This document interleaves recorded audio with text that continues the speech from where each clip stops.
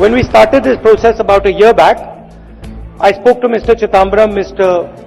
Gowda, and I gave them two instructions. I said this is not to be a manifesto made in closed rooms. I understand that the Congress party has a lot of expertise, but this manifesto should reflect the wishes of the people of India. That was the first point. And the second point I said was whatever is going to be in this manifesto has to be truthful. I do not want a single thing in this manifesto that is a lie, because we have been hearing large numbers of lies spoken every day by our Prime Minister. Hindustan के गरीब लोगों के bank account में सचमुच 72,000 रुपए हर साल, गरीबी पर वार 72,000। लोकसभा चुनाव के लिए कांग्रेस पार्टी ने अपना घोषणा पत्र जारी कर दिया है। हम निभाएंगे के वादे के साथ जारी किए गए अपने घोषणा पत्र में कांग्रेस पार्टी ने देश की जनता से न्यूनतम आय योजना, रोजगार सृजन और किसानों के लिए अलग बजट समेत 5 बड़े वादे किए हैं। घोषणा पत्र जारी करते वक्त कांग्रेस अध्यक्ष राहुल गांधी ने सत्ता में आने पर 20% गरीबों के लिए न्यूनतम आय योजना शुरू करने का वादा किया। इसके तहत गरीब तबके के लोगों को प्रति माह 6,000 रुपए दिए जाएंगे। पार्टी ने अपने इस घोषणा पत्र को जन आवाज नाम दिया है।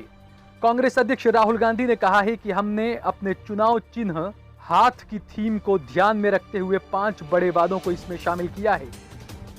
आइए आपको बताते हैं कि कांग्रेस के इस घोषणा पत्र में आपके लिए क्या कुछ खास है। हर साल गरीब तबके के 20% लोगों के खाते में 72,000 रुपए डाले जाएंगे। कांग्रेस ने इस स्कीम के लिए न्याय के जरिए गरीबी पर वार हर साल 72,000 का नारा दिया है।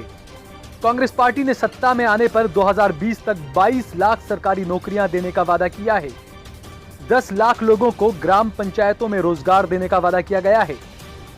और खास बात यह है कि देश के युवाओं को 3 साल तक कारोबार करने के लिए किसी से भी अनुमति लेने की जरूरत नहीं पड़ेगी। मनरेगा में काम के दिनों को 100 से बढ़ाकर 150 दिन किया जाएगा। किसानों के लिए अलग से बजट जारी करने का ऐलान किया गया है। वहीं किसानों को बड़ी राहत देते हुए कहा गया है कि कांग्रेस के सत्ता में आने पर किसानों का कर्ज न चुका पाना अपराध के दायरे से बाहर होगा। जीडीपी का 6% हिस्सा शिक्षा पर खर्च किया जाएगा।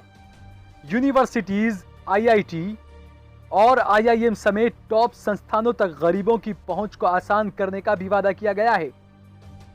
कांग्रेस के घोषणा पत्र में किसान, गरीब, बेरोजगार और युवाओं के लिए कई वादों के साथ ही राजद्रोह खत्म करने और पूर्वोत्तर के राज्यों में सुरक्षा बलों को विशेष अधिकार देने वाले सशस्त्र बल विशेष अधिकार कानून यानी आफ्स्पा में संशोधन करने का भी ऐलान किया है। कांग्रेस के घोषणा पत्र हम निभाएंगे में कहा गया है कि अगर पार्टी सत्ता में आती है तो देशद्रोह के अपराध को परिभाषित करने वाली भारतीय दंड संहिता की धारा 124A को खत्म किया जाएगा।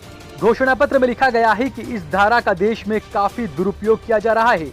घोषणा पत्र में कहा गया है कि दुनिया के तमाम देशों में सिंगल रेट के जीएसटी हैं। अगर हमारी सरकार आती है तो रेट क्या होगा कहा नहीं जा सकता, लेकिन एक रेट होगा ये तय है। वहीं कांग्रेस ने अपने घोषणा पत्र में राफेल समेत कई विवादित समझौतों की जांच कराए जाने की भी बात कही है। यानी कांग्रेस पार्टी अगर सत्ता में आती है तो राफेल डील की भी जांच की जाएगी। घोषणा पत्र में कहा गया है कि कांग्रेस पार्टी देश को जोड़ने का काम करेगी। राष्ट्रीय और अंतर्राष्ट्रीय पॉलिसी पर सबसे ज्यादा जोर दिया गया है। वहीं घोषणा पत्र जारी करते हुए राहुल गांधी ने कहा है कि हमने वादे किए हैं तो निभाएंगे भी। उन्होंने कहा है कि हम हर दिन प्रधानमंत्री के तमाम झूठ सुनते हैं, इसलिए हमारा कहना है कि हम अपने वादे को निभाएंगे और इसीलिए पार्टी ने अपने घोषणा पत्र का शीर्षक हम निभाएंगे रखा है। राहुल गांधी ने कहा है कि इस घोषणा पत्र को 1 साल की कड़ी मेहनत से लोगों की राय लेकर तैयार किया गया है।